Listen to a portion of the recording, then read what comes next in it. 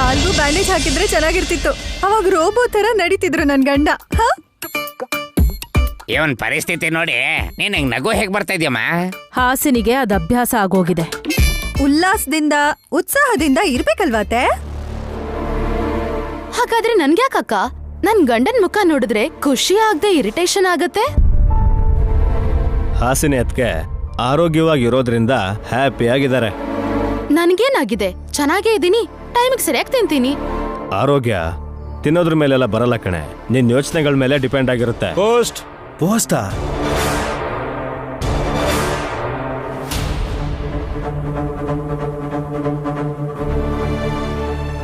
ಯಾರು ಕಳ್ಸಿದ್ದು? ಸಖಿ ಬಗ್ಗೆ ಸುದ್ದಿ ಬಂತೇನೋ ಅಂತ ನನ್ ಗಂಡಂಗೆ ಎಕ್ಸೈಟ್ಮೆಂಟ್. ಇನ್ನೆಲ್ಲೇ ಸಖಿ ಮಾಯ ಆಗೋದ್ಲಲ್ಲ. ಸರಿ, ಪೋಸ್ಟ್ ಎಲ್ಲಿಂದ ಬಂದಿದೆ? ನಾಗಪುರದ ನಾಗಲಕ್ಷ್ಮಿ ಅಂತ ಇದೆ ಮೇಡಮ್ ಅಡ್ರೆಸ್.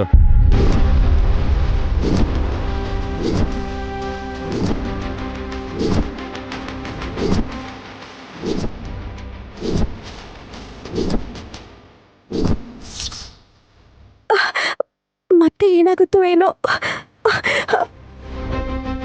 ಕೊಡಿ.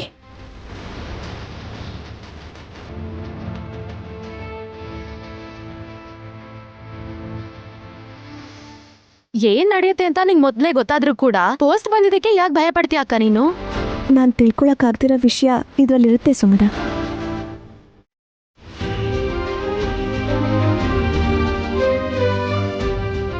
ಅದರಿಂದನಾದ್ರೂ ನೀವು ನಿಜಾನ ತಿಳ್ಕೋಬೇಕು. ಮಾತೆ ನೈನಿ, ಏನಿದೆಯೋ ಓದು.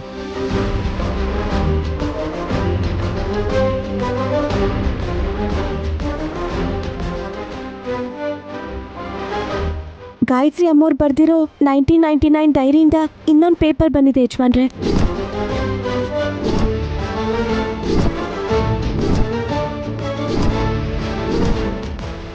ಹತ್ತು ದಿನಕ್ಕೊಂದ್ಸಲ ಕಳಿಸ್ತಾ ಇದ್ದಾರೆ. ಭಯಪಡಿಸೋದಿಕ್ಕ? ಅಲ್ಲ, ಕಳ್ಸಿರೋದ್ಯಾರು ಅಂತ ತಿಳ್ಕೊಬೇಕಲ್ವಾ? ವಲ್ಲಭ, ಮೊದ್ಲು ಮ್ಯಾಟ್ರ್ ತಿಳ್ಕೊಳ್ಳೋಣ. ಅಮ್ಮ ನೀನ್ ಓದಮ್ಮ.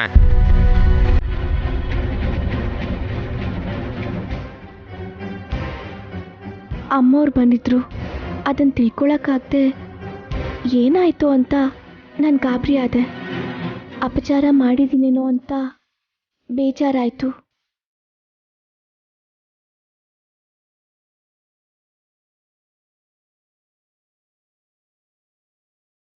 ಎಷ್ಟೇ ಒಳ್ಳೆಯವರಾಗಿದ್ರು ಒಂದೊಂದು ಸಲ ನಮಗೆ ಗೊತ್ತಿಲ್ಲದೆ ನಮ್ಮ ಅಹಂ ನಮ್ಮನ್ನು ಕಷ್ಟಕ್ಕೆ ಸಿಕ್ಕಾಕ್ಸುತ್ತೆ.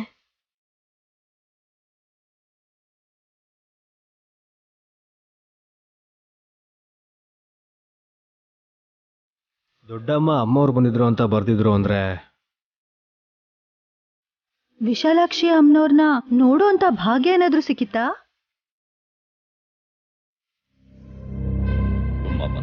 ನಮ್ಮಮ್ಮನೇ ದೇವತೆ ಇದ್ದಾಗೆ. ಅವ್ರ ಅಮ್ಮನವ್ರನ್ನ ನೋಡಿದಾರೆ ಅಂದ್ರೆ ಅದಕ್ಕಿಂತ ಇನ್ನೇನು ಅದೃಷ್ಟ ಬೇಕೋ? ನಿಜಾನೇ ವಿಶಾಲ್, ಗಾಯತ್ರಕ್ಕ ದೇವತೆ ಆಗಿರೋದಿಕ್ಕೆ ದೇವ್ರ ಹತ್ರ ಹೊರಟು ಹೋಗಿರೋದು. ದೊಡ್ಡ ಮನೆ ಹೋದ್ರಾ ಇಲ್ಲ ಅವರನ್ನ ಯಾರಾದ್ರೂ ಕಳ್ಸಿದ್ರ ಮಾಮ್?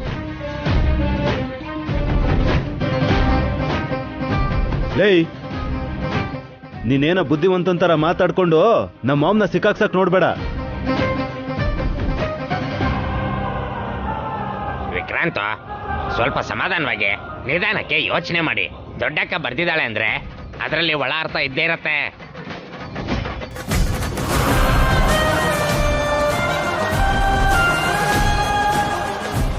ಅಷ್ಟೇ ಬರ್ದಿರೋದಾನೇನಿ? ಇನ್ನೊಂದು ವಿಷಯ ಇದೆ ಅಕ್ಕ. ಏನದು? ವಿಚಾರಿಸ್ಕೊಂಡು ಹೋಗಕ್ ಬಂದಿದ್ದ ಅಮ್ಮನ್ನ ನಾನು ನಿರ್ಲಕ್ಷ್ಯ ಮಾಡ್ಬಿಟ್ಟೆ. ಅಯ್ಯ, ಅವಾಗ್ಲೇ ದೊಡ್ಡಮ್ಮವ್ರಮ್ಮ ಕಾಲಗರ್ಭಕ್ಕೆ ಸೇರಿ ತುಂಬಾ ವರ್ಷಗಳಾಗಿತ್ತು ಅಂದ್ರಲ್ಲ. ಯಾರಮ್ಮ ಬಂದಿದ್ರು ಅಂತ ಯಾರಿಗ್ ಗೊತ್ತು ಬಾವಾ? ಇವಾಗೇನು ಪೊಲೀಸ್ ಕಂಪ್ಲೇಂಟ್ ಕೊಟ್ಟು ಎನ್ಕ್ವೈರಿ ಮಾಡಿಸೋ ಅಂತೀಯಾ? ಜೋಕ್ ಮಾಡ್ಬೇಡ್ವೋ. ಗಾಯತ್ರಕ್ಕ 1999 ಡೈರಿಯನ್ನ ಮನೇಲಿ ಇಟ್ಕೊಳ್ಳದೆ ನಾಗಾಪುರ ದೇವಸ್ಥಾನದಿಂದ ಪೋಸ್ಟ್ ಮೂಲಕ ಬರೋ ಹಾಗೆ ಮಾಡಿದ್ದಾರೆ ಅಂದ್ರೆ ಅದ್ರ ಅರ್ಥ ಏನು? ನೀವೇನ್ ಅನ್ಕೋತೀರಾ ಹೇಳಿ ಮೋ. ಅಂದ್ರೆ ಆ ಕಾಗದ ಜೀವಂತ ಇಲ್ದಿರೋ ಗಾಯತ್ರಕ್ಕನ್ ಕೈಬರಹ ಆಗಿದ್ರು ಅದನ್ನ ಪೋಸ್ಟ್ ಮಾಡೋದು ಜೀವಂತವಾಗಿರೋರು ಯಾರೋ ಅಂತ.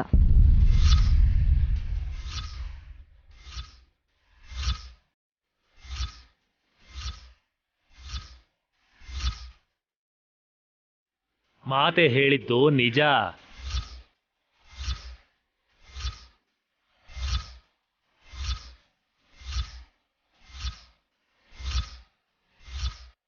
ಯಾರು ಕಳಿಸ್ತಿದ್ದಾರೆ ಅತ್ತಿಗೆ? ನಮ್ಮ ಬಗ್ಗೆ ಎಲ್ಲ ವಿಷಯ ಗೊತ್ತಿರೋವ್ರೆ ಈ ಕೆಲಸ ಮಾಡಿರ್ಬೇಕು. ಆ ಡೈರಿ ಕೂಡ ಅವ್ರ ಹತ್ರನೇ ಇರುತ್ತೆ ಅನ್ನಿಸ್ತಿದೆ ಯಜಮಾನ್ರೆ. ಕರೆಕ್ಟ್ ನೈನಿ. ಅಮ್ಮೋರ್ ಬಂದಿದ್ದಾರೆ ಅಂದ್ರೆ ಇನ್ನೊಂದು ಅರ್ಥ ಕೂಡ ಇದೆ. ದೊಡ್ಡಮ್ಮನ ಮೇಲೆ ದೇವ್ರು ಬಂದಿರ್ಬೋದೇನೋ. ನಿನಗೆ ಮೆಂಟ್ಲು ಥರ ಆಡ್ತೀಯ ಅಂತ ನನಗೆ ಚೆನ್ನಾಗಿ ಗೊತ್ತು. ಸೈಲೆಂಟ್ ಆಗಿದ್ರೆ ಚೆನ್ನಾಗಿರುತ್ತೆ. ಅಪಚಾರ ಮಾಡ್ದೆ ಅಂತ ಗೊಂದಲದಲ್ಲಿದ್ರು ಅಂತ ಅನ್ಸುತ್ತೆ ದೊಡ್ಡಮ್ಮ. ಪ್ರತಿ ವಿಷಯದಲ್ಲೂ ಪರ್ಫೆಕ್ಟ್ ಆಗಿದ್ದ ಗಾಯತ್ರಿ ಅಕ್ಕ ಅದೇನ್ ತಪ್ಪು ಮಾಡಿದ್ರೋ ಏನೋ. ಇದರಲ್ಲಿ ತಿಳ್ಕೊಳ್ಳೋ ವಿಷಯ ಇದೆ, ಬಟ್ ಅದೇನು ಅಂತ ಇನ್ನೂ ಗೊತ್ತಿಲ್ಲ.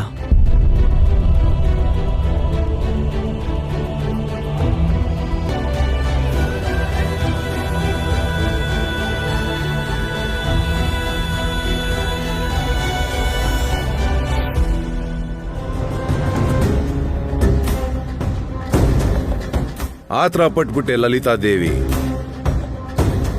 ನಿನ್ನ ತಂಗಿ ಗಾಯತ್ರಿ ದೇವಿ ಬರ್ದಿಟ್ಟಿರೋ ಚರಿತ್ರೆನ ಪತ್ರದ ಮೂಲಕ ನೈನಿಗೆ ತಿಳಿಸ್ಬೇಕು ಅಂತ ಅನ್ಕೊಂಡೆ.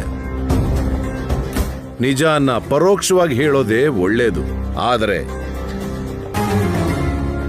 ನೇರವಾಗಿ ದಾಳಿ ಮಾಡೋಕೆ ಜನರು ಸಿದ್ಧವಾಗಿರುವಾಗ ಕುಟುಂಬಕ್ಕೆ ಹಾನಿ ಆಗಬಹುದು ಅಲ್ವಾ? ಗುರುಗಳು ನನ್ನ ಕ್ಷಮಿಸ್ಬೇಕು.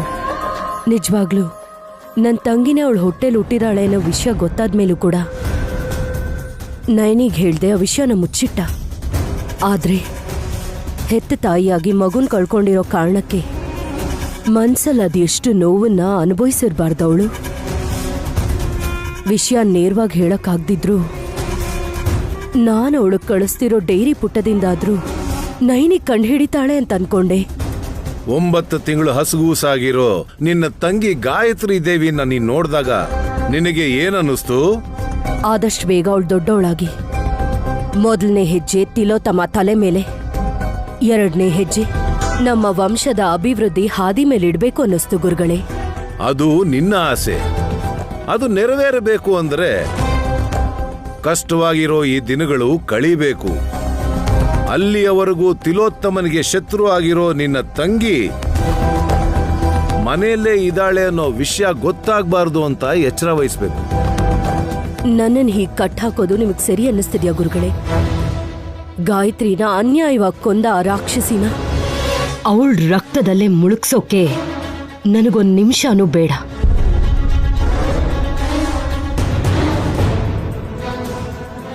ನಿನ್ನ ಸಾಮರ್ಥ್ಯ ನನಗೆ ತಿಳಿದಿದೆ. ನಿನಗೆ ತಿಳಿದೇ ಇರೋ ವಿಷಯ ಏನು ಅಂದ್ರೆ, ಕೆಲವೇ ತಿಂಗಳು ತುಂಬಿರೋ ಆ ಹಸುಗೂಸು ತನ್ನ ಸೌತಿನ ಸಂಹಾರ ಮಾಡೋಕೆ ಪ್ರಯತ್ನ ಮಾಡ್ತಾನೇ ಇದ್ದಾಳೆ ಅಂತ.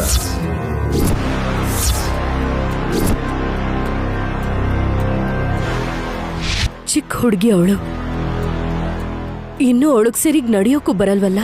ಹೆಜ್ಜೆ ಹಾಕದೇ ಇರಬಹುದು, ಆದ್ರೆ 6 ಅಡಿ ಇರೋ ಗುಂಡಿ ಕಡೆ ತಿಲೋತ್ತಮನ ತಳ್ಳೋ ಪ್ರಯತ್ನ ಮಾಡ್ತಾನೇ ಇದ್ದಾಳೆ.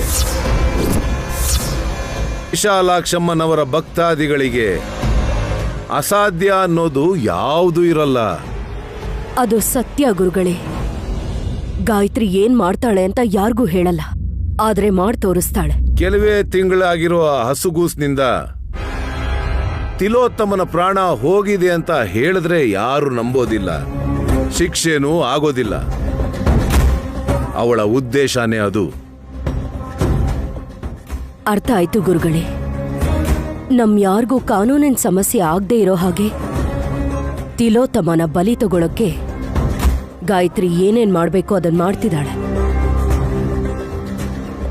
ಇದನ್ನೆಲ್ಲ ನೋಡ್ತಿದ್ರೆ ಯಾವ ಕ್ಷಣದಲ್ಲಾದ್ರೂ ಆ ರಾಕ್ಷಸಿ ಕಣ್ ಮುಚ್ಚಬಹುದು.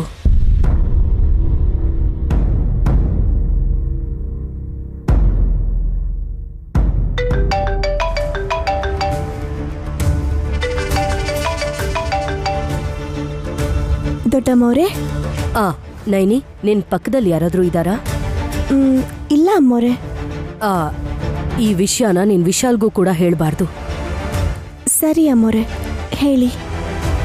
ನನ್ ತಂಗಿ ಗಾಯತ್ರಿ ದೇವಿ ಎಲ್ಲಿದ್ದಾಳೆ ಅಂತ ಸೂಚನೆ ಮೂಲಕ ಗೊತ್ತಾಯ್ತು ನಂಗೆ.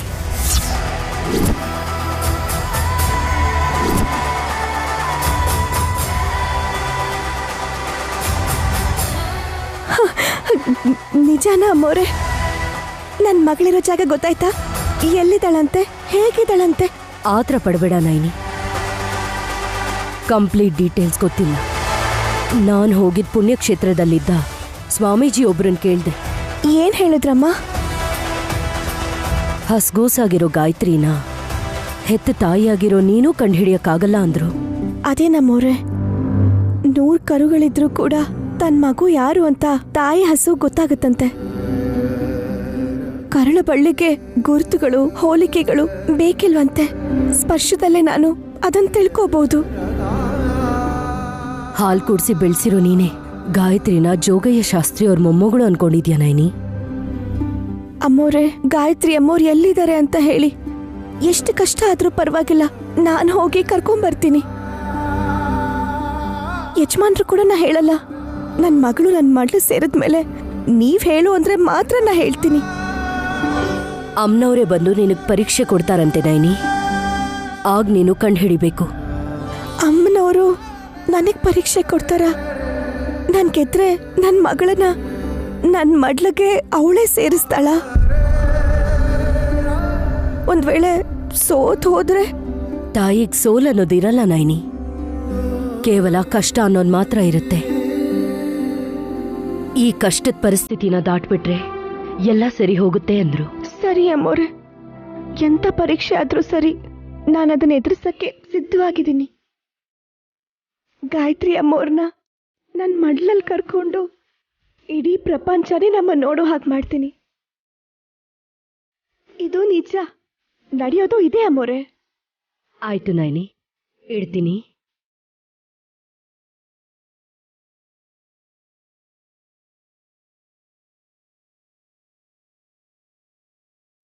ಗುರುಗಳು ಹೇಳ್ದಂಗೆ ನಿಜ ನಿನಗೆ ಗೊತ್ತಾದ್ರೆ ಒಂದು ಕ್ಷಣನೂ ಸುಮ್ಮನಿರಲ್ಲ ನೈನಿ. ಅದ್ ನಿನಗೆ, ವಿಶಾಲ್ಗೆ ಮತ್ತೆ ನನ್ನ ತಂಗಿಗೂ ಕಷ್ಟ ಆಗುತ್ತೆ. ವಿಶಾಲಾಕ್ಷಿ ಅಮ್ಮನವ್ರು ಕೊಡೋ ಪರೀಕ್ಷೆ ನೀನು ಎದುರಿಸು. ಮುಂದೇನಾಗುತ್ತೋ ನೋಡೋಣ.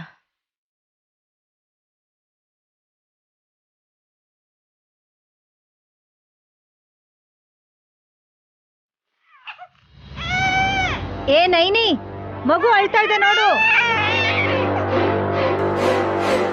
ಉತ್ತರನೇ ಕೊಡ್ತಿಲ್ವಲ್ಲ. ಕಿಚನ್ ಅಲ್ಲಿ ಇದ್ದಾಳಾ ಅಥವಾ ಮಾಡಿ ಮೇಲಿದ್ದಾಳಾ?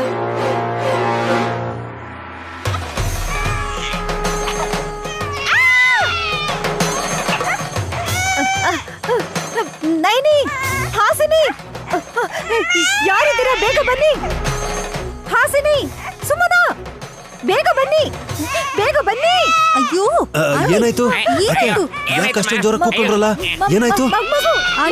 ಪಾಪನ್ನು ಬಿಡಲ್ವಾ ನೀವು? ಮಗು, ಗಾಯತ್ರಿ ಮೈಯೆಲ್ಲ ಹೇಗಾಗಿದೆ ನೋಡು ನೈನಿ.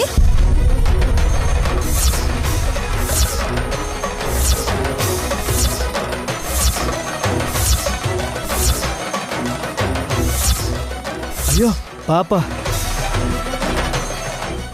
ಗಾಯತ್ರಿ, ಅಮ್ಮ ಗಾಯತ್ರಿ, ಏನಾಯ್ತಮ್ಮ? ನೈನಿ, ಹಾಸ್ಪಿಟ್ಲ್ ಕರ್ಕೊಂಡು ಹೋಗೋಣವಾ? ಪರವಾಗಿಲ್ಲ ಯಜಮಾನ್ರೆ. ಪರವಾಗಿಲ್ಲ ಅಂತಿದ್ಯಾಲಕ್ಕ? ಹೌದು ಬಿಡು, ಅದೇ ಗಾನವಿಗೆ ಹೀಗಾಗಿದ್ದಿದ್ರೆ ಇಷ್ಟೊತ್ತಿಗಾಗ್ಲೇ ಹಾಸ್ಪಿಟ್ಲಲ್ಲಿ ಇರ್ತಿದ್ಯೇನೋ. ನೀನ್ ಸ್ವಲ್ಪ ಸುಮ್ಮನಿರ್ತೀಯಾ?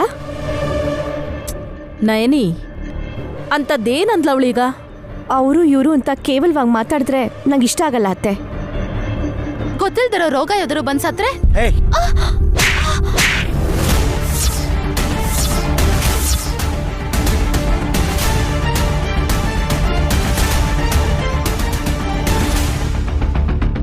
ಇಷ್ಟಕ್ಕೂ ಗಾಯತ್ರಿಗೆ ಏನಾಯ್ತು ಅಂತ ನೀವು ಹಾಗೆ ಮಾತಾಡ್ತಿದ್ದೀರಾ? ಮಗು ಅನ್ನೋ ಕನಿಕರನೂ ಇಲ್ವಾ?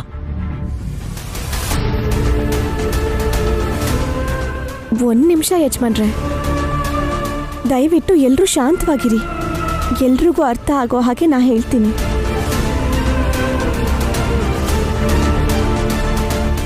ಗಾಯತ್ರಿ ಪುಟ್ಟಿಗೆ ಅಮ್ಮ ಬಂದಿದೆ.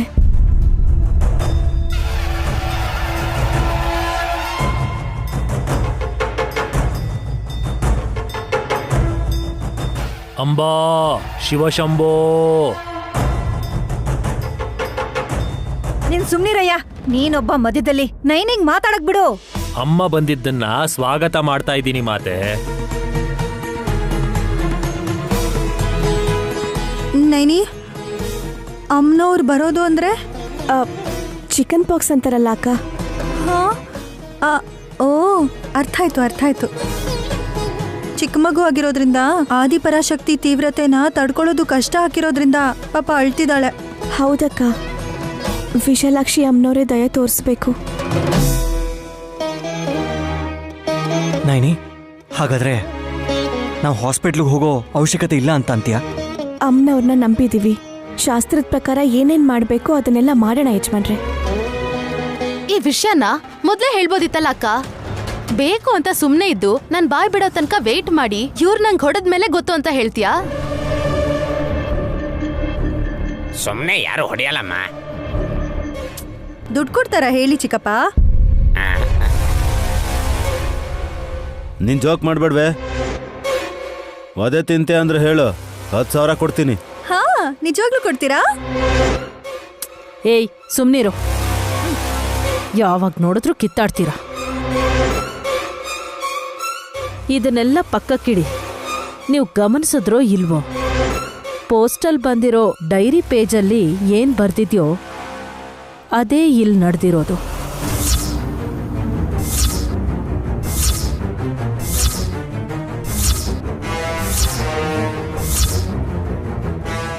ಅಂದ್ರೆ ಅಮ್ಮವ್ರು ಬಂದಿದ್ರು ಅಂತ ಗಾಯತ್ರಕ್ಕ ಬರ್ದಿದ್ರು. ಇಲ್ಲಿ ಕೂಡ ಗಾಯತ್ರಿ ಪುಟ್ಟಿಗೆ ಮೈ ಮೇಲೆ ಅಮ್ಮ ಬಿದ್ದಿದೆ. ಅಂದ್ರೆ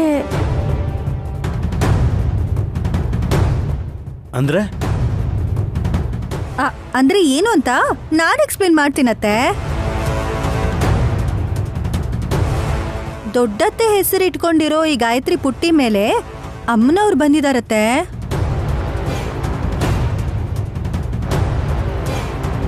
ನಾವು ಮಾಡಬೇಕಾಗಿರೋ ಆಚಾರ ವ್ಯವಹಾರಗಳು, ಪೂಜೆಗಳು, ಪುನಸ್ಕಾರಗಳು ಎಲ್ಲ ಸಕ್ರಮವಾಗಿ ಕ್ರಮಬದ್ಧದಿಂದ ನೀತಿ ನಿಜಾಯಿತಿಯಿಂದ.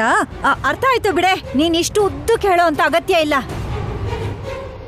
ಮೈ ಮೇಲ್ ದೇವ್ರು ಬರೋ ಹಾಗೆ ಗಾಯತ್ರಿ ಅತ್ತೆ ಆತ್ಮ ಕೂಡ ಮಕ್ಳ ಮೇಲ್ ಬರತ್ತೇನೋ.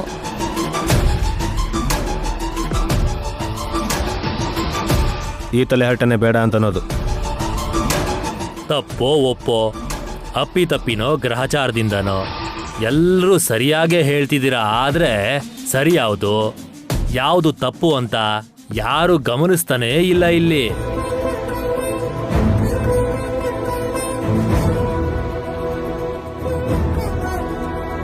ನಾವು ಮಾತಾಡ್ತಾ ಕೂತ್ರೆ ಟೈಮ್ ಆಗೋಗ್ಬಿಡುತ್ತೆ. ಮೊದ್ಲು ಮಗುಗೆ ಏನಾದ್ರು ಮಾಡಿ. ಮೊದ್ಲಂತೂ ನೀವೆಲ್ರೂ ಈಗ ತಲೆಗೆ ಸ್ನಾನ ಮಾಡಿ ಚಿಕ್ಕಪ್ಪ. ಆಗ್ಲಮ್ಮ, ಇನ್ನೊಂದ್ಸರಿ ಮಾಡಿದ್ರೆ ಜೀವಕ್ಕೆ ತಣ್ಣಗಿರುತ್ತೆ. ನಡೀರಿ, ಲೈಟ್ ಹೌಸ್ ನಡಿ.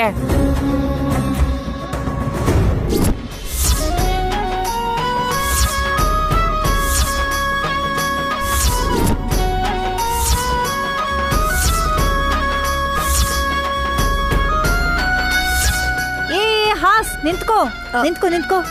ಏನ್ ಆಂಟಿ, ಸೀರೆ ಚೆನ್ನಾಗಿದ್ಯಾ? ಯಾವುದು ಅಂತಿದ್ಯಲ್ಲೇ? ನಾನು ಉಟ್ಕೊಂಡಿರೋ ಸೀರೆ ಹೇಗಿದೆ ಅಂತ ಕೇಳ್ತಿರೋದು. ಹೊಸ ಸೀರೆ ತಗೊಂಡಿದ್ದೀರೇನೋ ಅದನ್ನ ತೋರಿಸ್ತೀರೇನೋ ಅನ್ಕೊಂಡೆ. ಲೈಟ್ ಹೌಸ್ ಎಷ್ಟು ಜನ ಕೇಳ್ತೆ ಸೀರೆ ಚೆನ್ನಾಗಿದೆ ಅಂತ ಕೇಳ್ತಾನೆ ಇರ್ತೀಯ. ನಮ್ಮ ಅಕ್ಕ ದಿನ ಒಂದ್ ಫಂಕ್ಷನ್ ಮಾಡ್ತಾಳಲ್ಲ, ಹಾಗಿರ್ಬೇಕಾದ್ರೆ ನಾವ್ ಒಳ್ಳೆ ಸೀರೆ ಉಡ್ಬಾರ್ದಾ ಹೇಳಿ? ನೈನಿ ಅದಕ್ಕೆ ಫಂಕ್ಷನ್ ಏನ್ ಮಾಡ್ತಾ ಇಲ್ಲ. ಮನೆ ಹೊರಗಿನ ಏರ್ಪಾಟ್ ನೋಡಿ ಹಾಗನ್ಕೋತಿದ್ದಾರೆ. ಗಾಯತ್ರಿ ಪುಟ್ಟಿಗೆ ಅಮ್ಮ ಬಂದಿರೋದ್ರಿಂದ ಅಮ್ಮನವ್ರು ಪೂಜೆ ಮಾಡಿ ಅನ್ನದಾನ ಮಾಡ್ಬೇಕು ಅನ್ಕೊಂಡಿದ್ದಾರೆ.